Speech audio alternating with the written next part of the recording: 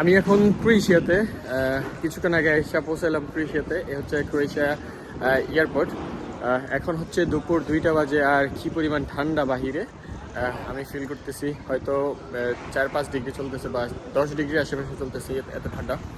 So আজকের ভিডিওতে মূলত আপনাদের সাথে আলোচনা করব যে ক্রোয়েশিয়া থেকে, বাংলাদেশ থেকে ক্রোয়েশিয়া আসবেন দুবাই হয়ে ইমিগ্রেশন কেমন হয়। সো এই জিনিসগুলো এই বিস্তারিত আলোচনা করব। সো এই সব কিছু হচ্ছে আজকের ভিডিওতে বিস্তারিত, পুরো ভিডিওতে। আমি এখন দুবাই এয়ারপোর্টে, আর দুবাই আইসা পৌঁছাইলাম হচ্ছে গতকাল রাতে। এখন হচ্ছে সকাল 7টা বাজে। আমার গন্তব্য হচ্ছে নেক্সট আমি যাব হচ্ছে ক্রোয়েশিয়াতে। ভিডিওটা যদিও শুরু করার কথা ছিল বাংলাদেশ থেকেই, কারণ হচ্ছে বাংলাদেশ থেকে শুরু করতে পারি নাই, তখন রাত ছিল, সেই জন্য একটু ভিডিও করি নাই। এখন আজকের ভিডিওটা আমি এইখান থেকেই শুরু করতেছি, দুবাই থেকে বাংলাদেশ থেকে ক্রোয়েশিয়া যাওয়া পর্যন্ত যে বিস্তারিত তথ্য এবং কি যে ইনফরমেশনগুলো। তো আজকের ভিডিওতে আমি এই ইনফরমেশনগুলোই দেওয়ার চেষ্টা করব। আচ্ছা, বাংলাদেশ এয়ারপোর্ট নিয়ে কিছু তথ্য দিই আপনাদেরকে। আপনারা যখন প্রবেশ করবেন, পাসপোর্ট অবশ্যই থাকতে হবে, টিকিট কপি থাকতে হবে, অ্যান্ড হচ্ছে ম্যান পাওয়ার থাকতে হবে। সো এই তিনটা হলে আপনি বোর্ডিং পাস পেয়ে যাবেন। সো যখন বোর্ডিং পাস পাওয়া শেষ, আপনার ব্যাগেজ সব কিছু শেষ, ইমিগ্রেশন ক্লিয়ার করার জন্য যাবেন, তখন আপনার পাসপোর্টে ভিসা সহ আপনার ওয়ার্ক পারমিট এবং কি হচ্ছে, যদি ওয়ার্ক পারমিটে আসেন, ওয়ার্ক পারমিট এবং কি হচ্ছে কন্ট্যাক্ট লেটার দিতে হবে। আমি যদিও ওয়ার্ক পারমিট নিয়ে কথা বলতেছি আজকের ভিডিওতে।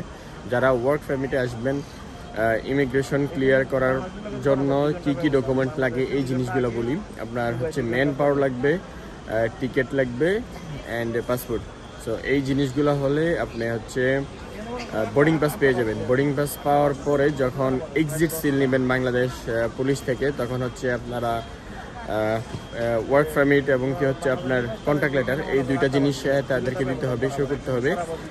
আর কিছু প্রশ্ন করবে ছোটোখাটো, যেমন আমাকে প্রশ্ন করে যে আমি কি করি বা কোথায় থাকি, পড়াশোনা করছি কি না বা কতটুকু করছি, আগে কোন দেশে ছিলাম। সো বিস্তারিত এই রিলেটেড বা ব্যক্তিগত জীবন নিয়ে কিছু প্রশ্ন করবে। তো এখানে ঘাবড়ানোর কোনো কিছুই নেই, এই প্রশ্নগুলো করবে, এইগুলোর উত্তর দিবেন, দ্যাটস ইট। আর আমি এখন বসে আছি হচ্ছে দুবাই। আমাদের ফ্লাইট ছিল ফ্লাই দুবাই। আমি বাংলাদেশ থেকে ফ্লাই দুবাই এখন হচ্ছে দুবাই আসলাম। এখন বলতে আরও 6 ঘন্টা আগে দুবাই আসলাম। আর আগামী 2 ঘন্টা পরে আমার হচ্ছে নেক্সট ফ্লাইট, যেটা দুবাই থেকে সরাসরি জাগরিব যাবে।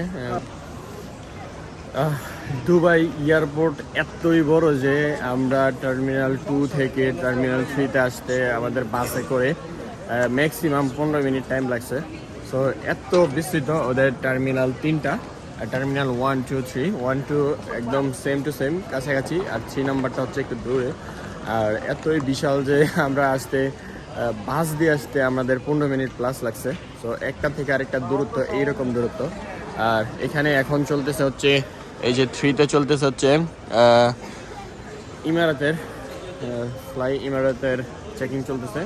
দেন একটু পরে হচ্ছে ফ্লাই দুবাই আসবে, আমাদের ফ্লাই দুবাই একটু পরেই ছাড়বে। এখন হচ্ছে ইমারাতে চলতেছে। সো এখানে প্রতি মিনিটেই 1 থেকে 2টা flight take off and landing করে। তো প্রচুর পরিমাণ ভিড় এখানে।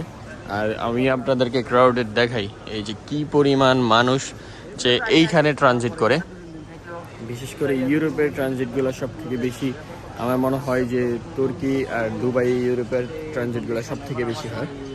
সো আমি মূলত আজকের ভিডিওতে আপনাদের সাথে শুধু ক্রোয়েশিয়া সম্পর্কে আলোচনা করব, যে আমি কিভাবে বাংলাদেশ থেকে ক্রোয়েশিয়া ফ্লাইট এবং কি ইমিগ্রেশনটা কেমন হয়, এই জিনিসটাই নিয়ে আপনাদের সাথে আলোচনা করব বিস্তারিত। আদারওয়াইজ অন্য কিছু নিয়ে আমি আলোচনা করতেছি না আজকে। ইমিগ্রেশন কেমন হয়, বাংলাদেশ ইমিগ্রেশন এবং কি ক্রোয়েশিয়া ইমিগ্রেশন কেমন হয়। আর দুবাইতে তো আপনার কোনো কিছুই সমস্যা নেই। আপনার দুবাই যদি ট্রানজিট থাকে, চেকিং কমপ্লিট করে আপনার লাউঞ্জে এসে বসে থাকবেন, আপনার বোর্ডিং পাসে লেখা থাকবে যে আপনার কত নাম্বার টার্মিনাল। সো ওই নাম্বার টার্মিনালে চলে যাবেন এবং কি আপনার বোর্ডিং পাসে ফ্লাইট নাম্বার লেখা থাকবে। এই রকম বড় বড়, এই যে এইরকম বড় বড় টিভিগুলো বা স্ক্রিনগুলো থাকবে। তো ওইখানে আপনারা দেখতে পারবেন যে আপনাদের পরবর্তী ফ্লাইট কয়টায়, কোথায় এবং কি কত নাম্বার গেটে। সো এইখানে অসংখ্য গেট আছে। সো আমাদেরটা হচ্ছে B3, আমরা B3-র সামনে দাঁড়ায় আছি। আপনার ফ্লাইট নাম্বারের সাথে টাইমের সাথে লেখা থাকবে যে আপনার এত নাম্বার গেটে আপনার এই ফ্লাইট ছাড়বে। সো আমরা এত নাম্বার গেটে এসে দাঁড়ায় আছি, পরবর্তী ফ্লাইটের জন্য অপেক্ষা করতেছি। কিছুক্ষণের মধ্যে আশা করি আমাদের পরবর্তী ফ্লাইট ছাড়বে। সো আমরা এখন হচ্ছে ফ্লাই দুবাইয়ের এই যে লাইনে দাঁড়াইলাম এখানে। এখনই হচ্ছে আমরা আমাদের যে ফ্লাইটে প্রবেশ করব। ওই যে 3 নাম্বার B3 গেট, এই যে ওই সামনেটা হচ্ছে B3 গেট। আর এই সকল যাত্রীগুলো হচ্ছে ফ্লাই দুবাইয়ের। এখানে যতগুলো যাত্রী দেখতেছেন ফ্লাই দুবাইয়ের, আমরা হচ্ছে এখানে 5 জন। এইটা হচ্ছে গেট। সো এই দিক দিয়ে হচ্ছে মূলত আমরা ফ্লাই দুবাইয়ের যাত্রীগুলো সবাই প্রবেশ করবে। সো পেছনে হচ্ছে স্বল্প কিছু নিয়মকানুন শেষ করে আমরা এখন যাচ্ছি হচ্ছে এই যে ফ্লাইটের দিকে। এই একটা পথ ধরে সামনে এখানে হচ্ছে লাউঞ্জ, সবাই অপেক্ষা করতেছে ফ্লাইটের জন্য। সো মেবি আমাদের ফ্লাইট আমাদের জন্য অপেক্ষা করতেছে, কারণ হচ্ছে এখন অলমোস্ট 9টা বেজে গেছে। আমাদের ফ্লাইট হচ্ছে 9টা 20-এ। দেখি স্বল্প কিছুক্ষণ অপেক্ষা করে কতক্ষণের মধ্যে আমাদের ফ্লাইটটা ছাড়ে। এখন অলমোস্ট 9টা বাজে। এখানে কোথাও আমি টাইমার দেখতে পারতেছি না, ঘড়িও দেখতে পারতেছি না। ওইখানে ছিল বাট এখানে নাই। কটা বাজে ভাই? 8টা 40। আচ্ছা, তাহলে আর 40 মিনিট আছে। 40 মিনিট পরেই আমাদের নেক্সট ফ্লাইট।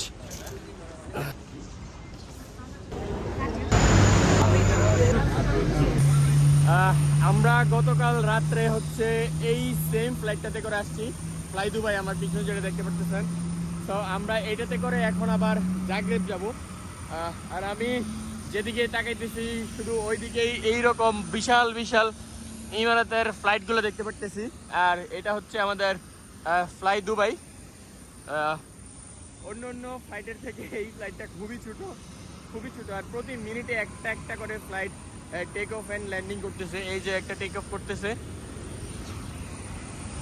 হ্যাঁ, এই এয়ারপোর্ট বিশাল বিশাল। আর আমি এই সকল লাগেজগুলো নিয়ে ঘুরতেছি আজকে 2 দিন। সো এখন সকাল সকাল হচ্ছে যেই পরিমাণ সূর্যের আলো, তার জন্য চশমা ছাড়া বাইরে কিছু দেখাই যেতেছে না, আর অন্ধ অন্ধ লাগতেছে এরকম। আর এই যে এখান দিয়ে হচ্ছে আমরা এখন প্রবেশ করতেছি।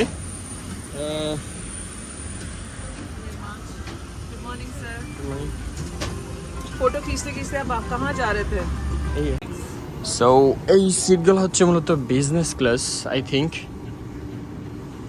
সামনে হচ্ছে ইকোনমি, আমার হচ্ছে 12D।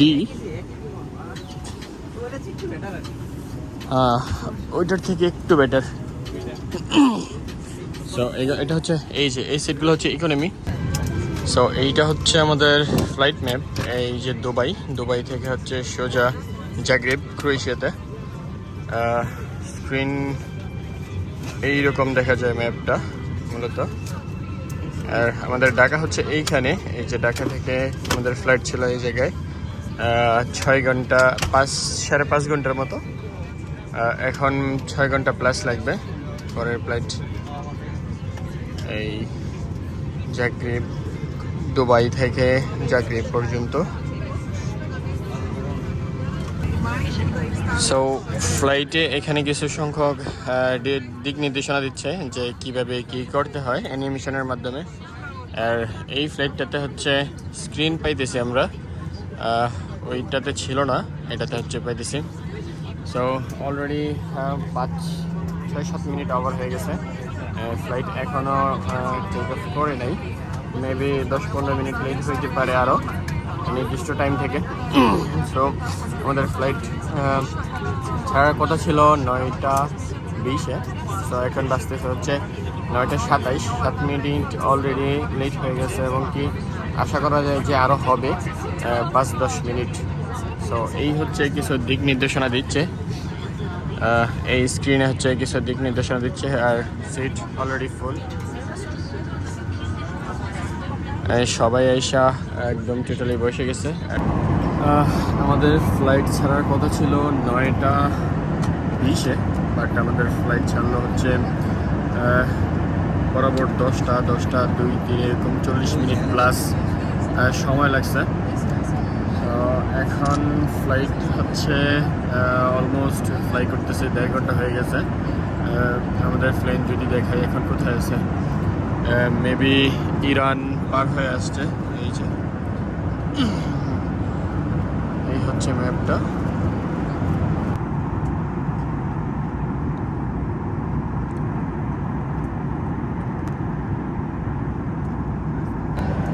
বাইরে হচ্ছে একদম সাদা পাহাড়গুলো দেখা যাচ্ছে, ধূসর সাদা। জানি না এগুলো বরফের কিনা, একদম সাদা। তার মাঝে হচ্ছে আবার একদম রুক্ষ পাহাড়গুলো আছে, যেগুলোতে কোনো গাছপালা দেখা যাচ্ছে না, বাট এখান থেকে সবুজ লাগতেছে। মনে হয় না যে কোনো গাছপালা আছে এই পাহাড়গুলোতে, কারণ হচ্ছে মরুভূমির উপর দিয়ে যাচ্ছে। আমরা হয়তো এখন হচ্ছে ইরানের জাগ্রোস পাহাড়ের উপর দিয়ে যাচ্ছি। এই যে আমি যদি ম্যাপটা দেখাই, এই যে সো বাহিরে পাহাড়টা কিছুটা এইরকম, এখান থেকে দেখা যাচ্ছে না বাহিরে পাহাড়টা। আমি ক্লিয়ার করে দেখাবো। খুবই বিউটিফুল এবং কি একদম ধূসর সাদা, হয়তো বরফের পাহাড় হইতে পারে, এত সুন্দর লাগতেছে। এই যে এই পাহাড়টার উপর দিয়ে যাচ্ছে হচ্ছে বিমান, জাগ্রোস। এটার উপর দিয়ে যাচ্ছে হচ্ছে ফ্লাই দুবাই, 707 কিলোমিটার স্পিডে।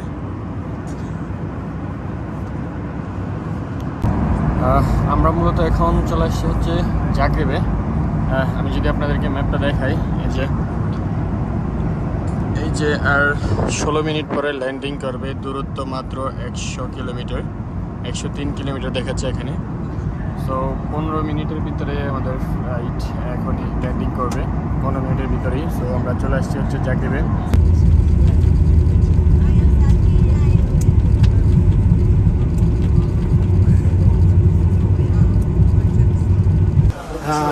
Welcome to Zagreb. সো আমরা এখন এই মাত্র ল্যান্ড করলাম ক্রোয়েশিয়াতে, আর আমার সাথে সাথেই ঠান্ডা অনুভব করতেছি। আচ্ছা, আমরা এখন এই ক্রোয়েশিয়া ইন্টারন্যাশনাল এয়ারপোর্টে, অ্যান্ড আমরা ইমিগ্রেশন কমপ্লিট করি, তারপরে বিস্তারিত আলোচনা করি আপনাদের সাথে যে ইমিগ্রেশন কেমন হয় ক্রোয়েশিয়াতে। তো ফাইনালি এখন এক্সিট সিল পড়ে গেল আমাদের ক্রোয়েশিয়ার। ইমিগ্রেশন টোটালি স্মুথ ছিল, জাস্ট পাসপোর্ট দিছি অ্যান্ড বোর্ডিং পাস দিছি, তারা এগুলো স্ক্যান করছে অ্যান্ড টোটালি কোনো কিছুই প্রশ্ন করে নাই। হ্যালো অ্যান্ড থ্যাংক ইউ বলে শেষ করে দিছে, এক্সিট সিল দিয়ে দিল স্ক্যান করে। ভিসাটা স্ক্যান করছে অ্যান্ড পাসপোর্টের প্রথম পেজ স্ক্যান করছে, দেন এক্সিট দিয়ে দিছে। সো এই হচ্ছে ক্রোয়েশিয়ার ইমিগ্রেশনের আপডেট। টোটালি কোনো কিছু প্রশ্ন করে নেই। আর আপনার বাকি ডকুমেন্ট যত কিছু আছে সব কিছু সাথে রাখবেন, যদি ওইগুলো মাঝে মাঝে কাজে লাগে। এখন হচ্ছে দুপুরবেলা, কোনো ভিড় নাই, একটাই ফ্লাইট আসছে, ওই ফ্লাইটের যাত্রী আমরাই। আমরা এখন ইমিগ্রেশন ক্লিয়ার করে বেলটা দাঁড়াইছি মালের জন্য, এখন আসিও নাই, মালও আসে নাই, আমরা ইমিগ্রেশন ক্লিয়ার করে চলে আসছি। সো এই যে সবাই চলে আসতেছে ইমিগ্রেশন ক্লিয়ার করে, একদম স্মুথ। কোনো কিছুই তো জিজ্ঞেস করে নাই না, কোনো কিছু জিজ্ঞেস করে নাই, কোনো কিছুই জিজ্ঞেস করে নাই, টোটালি স্মুথ ছিল। আর এই হচ্ছে ক্রোয়েশিয়ান ইমিগ্রেশন, ক্রোয়েশিয়া এয়ারপোর্ট। আমরা টোটালি এখন সকল কিছু কমপ্লিট করে এখন বাইরে দাঁড়াইছি। এই যে এটা হচ্ছে এক্সিট, এদিক দিয়ে এক্সিট করে আমরা এখন বাহিরে দাঁড়াইছি। এই যে এ হচ্ছে আমাদের লাগেজ নিয়ে। তো আমরা টোটাল 5 জন আসছি, আমরা 5 জনের সব কিছু কমপ্লিট। অ্যান্ড এখন মেবি একটা সিম কার্ড নিতে হবে। সিম এখানে দেখি কত $, ইউরোর মধ্যে পাই। সিম নিতে হবে, সিম হচ্ছে ইম্পর্টেন্ট জিনিস।